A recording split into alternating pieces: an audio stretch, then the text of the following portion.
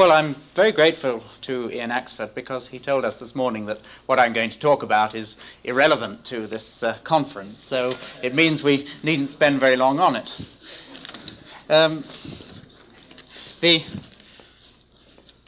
dynamo theory depends on the accident that our atmosphere happens to have a reasonable electrical conductivity at a height that where there is some ionization. And how this comes about, as I see it, is comes very simply from a concept of a triangle of forces on how charged particle moves in the ionosphere.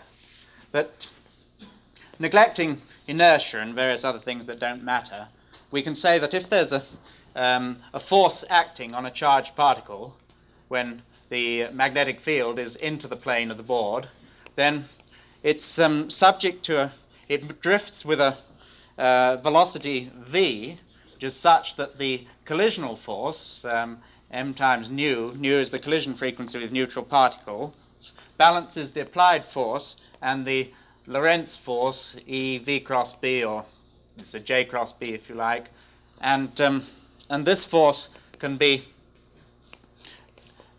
due to an electric field, in which case it's the charge times the electric field, or else it's a neutral wind, a collisional force again with u, the neutral wind velocity, or it's a combination of both. Now, in the ionosphere, we have the interesting situation that the forces move as such that in the E region, that the charged particles move at an angle to the applied force.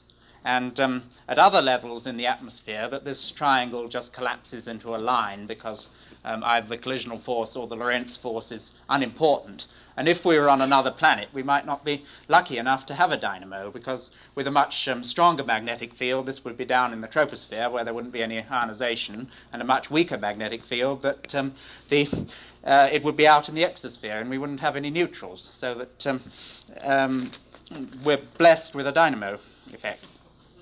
Now, the first slide shows what happens with different, for ions at different heights.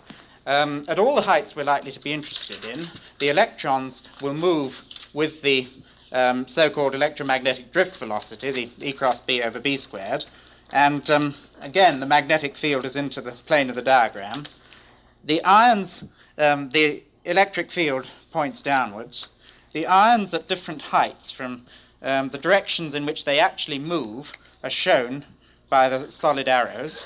And since the electrons at all these heights move perpendicular to the electric field, there is an electric current flowing, which is given by the dashed arrows, so that you'll see that the direction of the electric current varies with height. And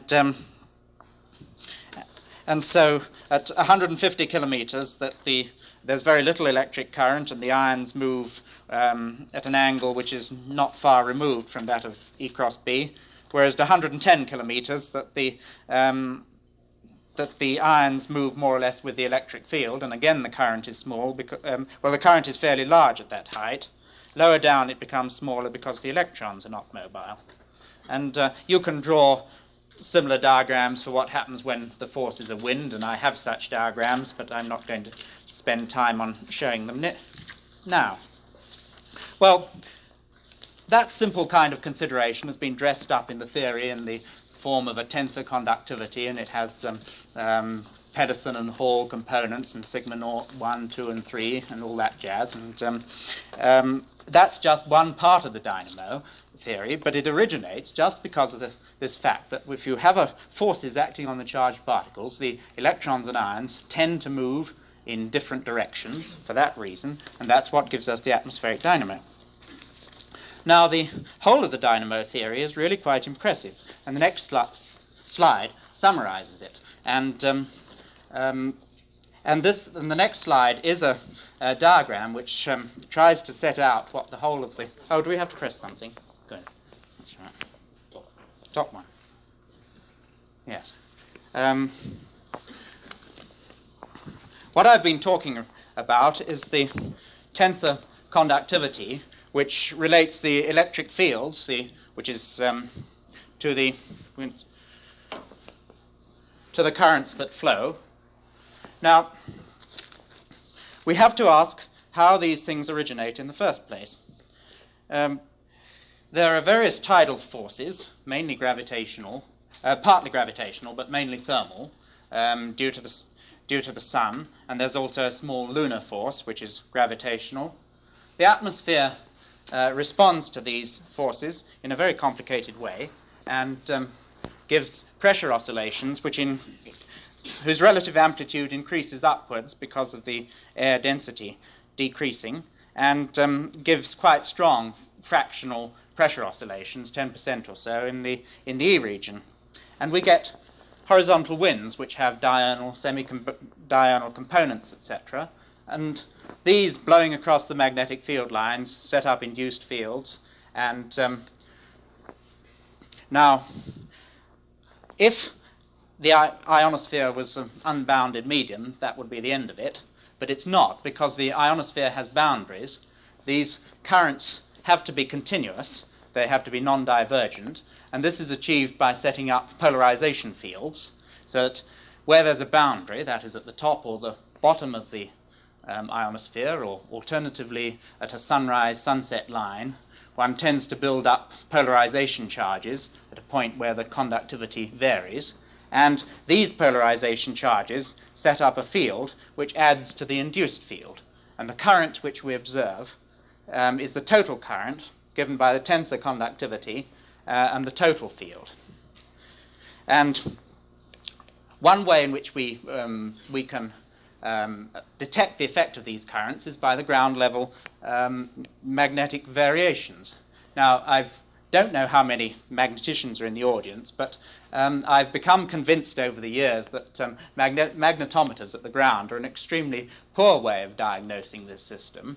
And one reason for that is the so-called base level problem, which they all talk about, but they can't do anything about. And the base level problem arises because the magnetic fields measured by magnetometers contain components due to induced fields in the Earth, and also magnetospheric ring currents and things like that. And it's very difficult to separate these properly. And if you fail to separate it properly, if you make an error in the baseline, this means that there is an error in your current. And you can see then that given the conductivity, which has a strong diurnal variation, that any error you make in deducing the current from magnetograms will give you an error which is effectively diurnally varying error in the induced fields. And this will muck up any deductions you might make about the relative importance of diurnal and semi-diurnal tides and things like that. So ground level magnetometers have their uses, but they also have their limitations. And the other thing is that these polarization charges, which build up this field, then the electric field is conducted up to the F layer and produces F layer drifts, which are outside my terms of reference. Now, the atmospheric oscillations that drive this whole system are naturally extremely complicated.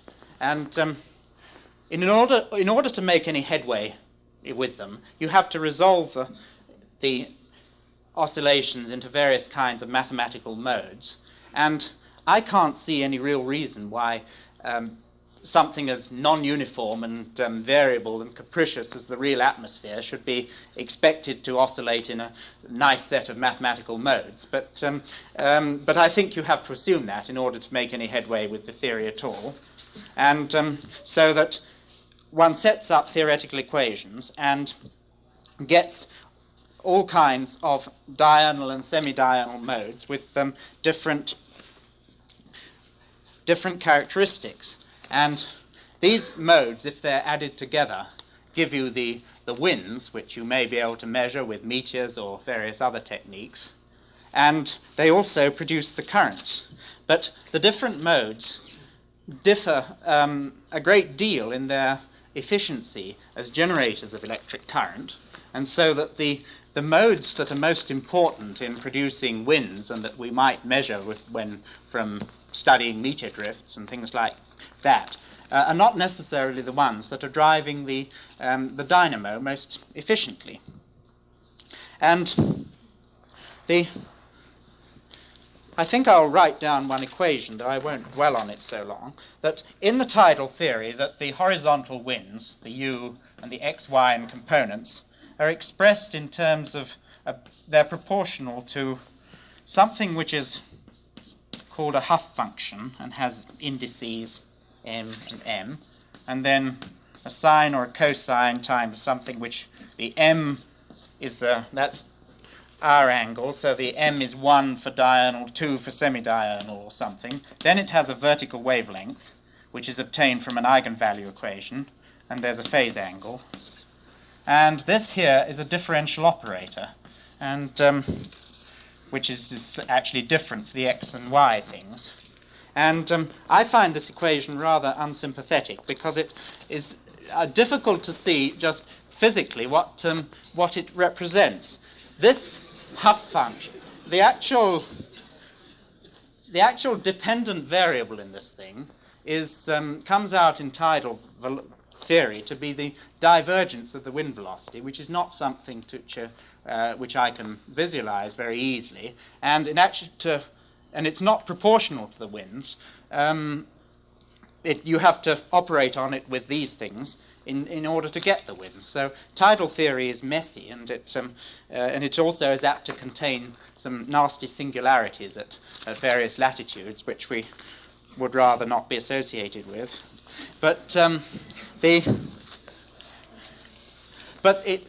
This equation, the equations do have eigenvalues, and the different modes have different vertical wavelengths and different characteristics. There's a thing called the equivalent depth, h and m, which are actually the eigenvalues of the equation. And these equivalent depths are important because they determine whether how well the function that they represent is matched to the heating source, and this will have some bearing on how efficiently that mode may be excited. And we find that, and also the n, the little n there, indicates the number of nodes in the function between one pole and the other. And the next slide shows,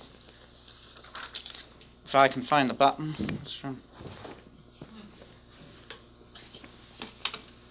shows the kind of wind pattern that you get for one of these modes. It's a diurnal mode with m equals 1. It's possible for these equivalent mode depths to be negative, and it is in this case, and so it's called a 1 minus 1 mode, which, although some people prefer to call it the 1 minus 2 mode, which for reasons I don't understand, and it gives rise to a current system like that, which is not unlike the actual SQ system. And one of the advantages of this particular mode is that it has very little vertical variation, and this means that the wind is in more or less the same direction throughout the whole dynamo region, and this means it makes it an efficient current generator. There is an important semidiurnal mode called a 2-2 mode, which is tipped as the favorite for producing dynamo current. It's not as effective, in fact, as the diurnal one, and there's long been a discussion as to which diurnal and semidiurnal modes are the most important. In fact, there are also some asymmetric modes which are asymmetric about the equator, such as the 2-3 mode, and these are interesting because they give rise to field-aligned currents. And in fact, the dynamo system is shorted out rather effectively by magnetospheric field lines, and the next slide actually shows what the SQ current system looks like in different seasons, the effect of the highly conducting field lines joining the two hemispheres is to transfer current rather effectively from one hemisphere to another, so that the magnetospheric circuits may be carrying substantially a substantial fraction of the current that's flowing in the E layer. The actual current densities are very small, but probably a few percent of the current densities in the ionosphere. But because of the great extent of the magnetospheric circuits, they carry quite a large proportion of the total current. And there's an interesting thing that if you look into the question of how good the conductors ought to, how good a conductor a magnetic field line ought to be, the answer comes out to be that it should be very good indeed, and that for global scale variations, that the potential differences that a big diurnal mode should generate between the ends of the field line should be a fraction of a volt. And physically this seems reasonable in the sense that electrons are very mobile, and if you give them half a volt of energy, they'll go anywhere, which means that that you can't build up potentials along field lines which are much bigger than that. But it's rather interesting that Westcott has measured drifts, ionospheric drifts at the other end of a fairly low opposite ends of a fairly low latitude field line, and shown that the drifts don't look anything like the same. Well, they have substantial differences between the two ends. And I think we ought to consider that there is an experimental difficulty to this point about the field lines being equipotentials, and if anybody has any ideas about this as to whether we have to junk the idea that field lines are equipotentials, or on the other hand whether we have to junk Westcott's results, I mean, I think this is a point I would like to bring out in discussion. Another thing that is interesting in this is that if you consider field line currents, they are carried entirely by electrons, whereas the horizontal currents in the ionosphere are largely carried by positive ions. And this means that in order to, if you study what's going on at the points where field-aligned currents link with the ionosphere, you find that there's an accumulation or depletion of charge at those points. There's an accumulation of charge at the points where the field-aligned current leaves the ionosphere, and a depletion where the field-aligned current enters the ionosphere. And this is just a consequence of the fact that the charge carriers are different for the two kinds of current. And this is a situation which might possibly be interesting. If you put numbers into it, you can usually get round the imbalance that you might build up. But it is a possible point that you might conceivably run out of charge conductors at times when you want them because of this depletion or accumulation effect. And I have a feeling that that the same effect might occur out in the magnetosphere, where things like partial ring currents, if they exist, link with field-aligned currents, in that the actual carriers are different kinds of particles, and the particles must be conserved as well as just the electric currents. I'll just mention one other thing, if I may, and that is that although there's an E-region dynamo, that there's also a fair amount of current flowing in the F region, which, due to the winds that exist up at those heights, that we have pressure systems in the F region. These this is a very old map drawn by Geisler, but where I superimposed on that the currents that the currents are the solid lines that to flow in the F region as a result of the pressure gradients there. And these currents, in fact, at night time, exceed the E region ones in their magnitude, because the E region electron density varies by a factor of 50 to 1 between day and night, and the F region electron density doesn't. And if you study it, you find that the F-region dynamo is a very effective one. It behaves as a generator with a very, very high internal impedance, and which means that, and it tends to be shorted out during the daytime. During the daytime, this means that it can produce a fair amount of current, but no voltage. But at night, when the E region becomes non-conducting, you find that the F region, which looks more like a constant current generator, can then develop quite a high voltage, and this can produce some ionospheric effects. We believe that there are some effects in the ionosphere, and this may even have something to do with the famous superrotation of the atmosphere, but that's another story. But in the E and F layer, we have the E layer dynamo, which is more or less a constant voltage device, coupled to the F layer dynamo, which is a constant current device, and the resulting interactions can be quite complicated. So, so you can see that even if the dynamos are irrelevant to our conference, they're really quite interesting. Thank you.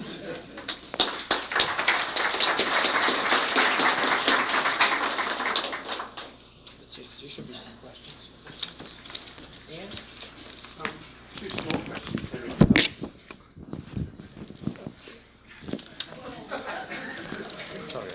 You emphasized the sensitivity of the result to the, for example, the interpretation of meteor observations to try to get the diurnal tide. But isn't it the case that you can more or less put any old tide you like into one of these things, and you get out more or less the same current system because it's so strongly controlled by the conductivity profile, Yes. conductivity variation? Yes, the diurnal variation of E-layer conductivity, as I said now, is something like 50 to 1, and so that that is so strong that to some extent it doesn't matter what you do to the winds, you'll get the same current system out of it. But there is this problem in the F region that the neutral ion collision frequency is really rather short. yes. And it seems a little difficult to understand just how that is taken care of here when one has 20 minute or tens of minutes neutral ion collision frequencies. That is the time to stop relative motion when one is dealing with a diurnal tide. What is the resolution of that apparent problem? I think it's a fairly complicated answer to that. I mean, I'm not quite sure what you're getting at. In the nighttime case, when as I said, that the F layer dynamo does manage to build up a fairly large potential, it does take the wind with it, and this it does drive a wind such as to take the neutral air along with the ionization, and this links with what I said about superrotation. But you then find that the residual current you get is just what the E region will discharge, and so they do balance out. But you have to look at the equations to see how it works. There's one problem that's been bothering me for some time with dynamo theory. When we speak of high latitude convection, we have a force acting in the magnetosphere, and it drags field lines, if you like, through the ionosphere. So you have two forces acting on a flux tube Yes. To get the relative motion in the ionosphere. Well, as far as I can see in dynamo theory, there's only one force, and that is the ionosphere tending to drag the field lines along. What stops them from moving out in the equatorial plane? For instance, it seems to me, if you're considering a symmetric flow, that with both northern and southern hemisphere ionospheres moving in the same direction, they just drag the flux tube along with them. So that in dynamo theory, surely you should be studying asymmetric flows, or flows which are not divergence-free, and which therefore require some slippage of field lines relative to the neutral atmosphere, or in other words, which require an electric field seen in the reference frame of the blowing neutral gas. The dynamo does take the field lines with it, tubes with it to some extent, and so that there is some of the motion of field tubes in the plasmasphere can be attributed to the feet of the field lines being dragged along by the E-region dynamo, and this produces probably, as Ian said this morning, no more than a small wobble or a small effect compared to the rotation. Why doesn't it take it along entirely, in which case there'd be no dynamo effect for symmetric flows?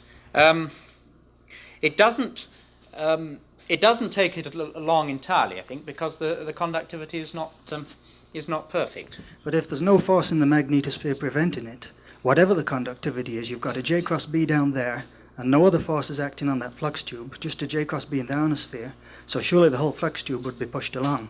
I think it's because the frictional forces at the feet of the field lines will stop that happening. Perhaps we'd better talk about this later. There is an interesting point about polarization fields and things, and about how quickly they can build up and things like that.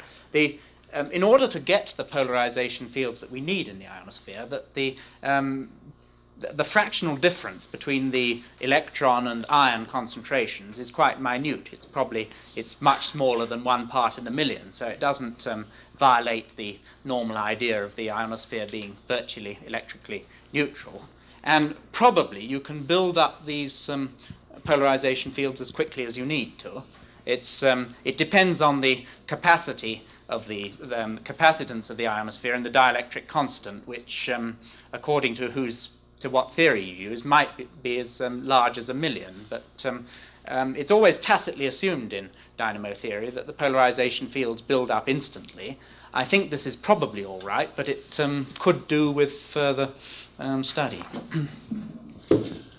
If the SQ system is produced by the dynamo, then maybe that the dynamo theory is not really as far removed from this conference as we think, because some investigations we're doing right now seems to indicate that the foci of the SQ system moves northward and southward as response to the polarity of the interplanetary magnetic field, and that we are right in the middle of it. So I haven't prepared a slide yet, but as far as we can see, the evidence is quite conclusive that the location of the SQ system at low latitudes is dependent on what the polarity of the interplanetary magnetic field is. So there's one coupling mechanism there, which so far I think is not incorporated in the dynamo thing, but I think that there is a coupling mechanism there, and that just adds one more complication to the whole thing, I think. Yes, I should say that although I've been sniping at the dynamo theory, I think it is basically correct in that it does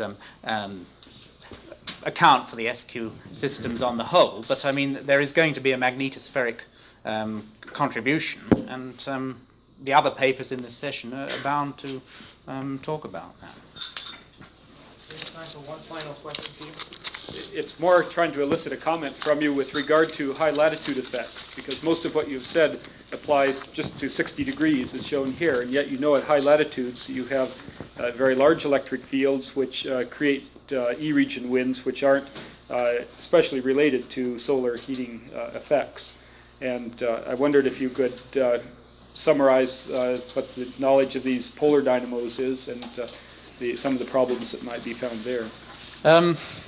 I understand from tidal theory that the positive modes of the oscillation tend to be concentrated towards low latitudes, and but the negative modes, such as the 1 minus 1 that I talked about, and higher ones, tend to be slightly biased towards higher latitudes. But there's some doubt as to how effective there would be.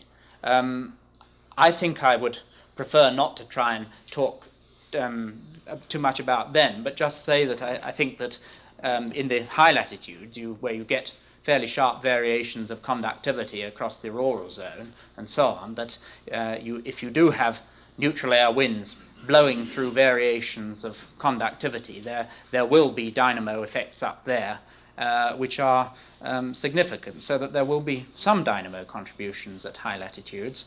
I wouldn't like to say more in the presence of Keith Cole, who sort of thought of this in the first place.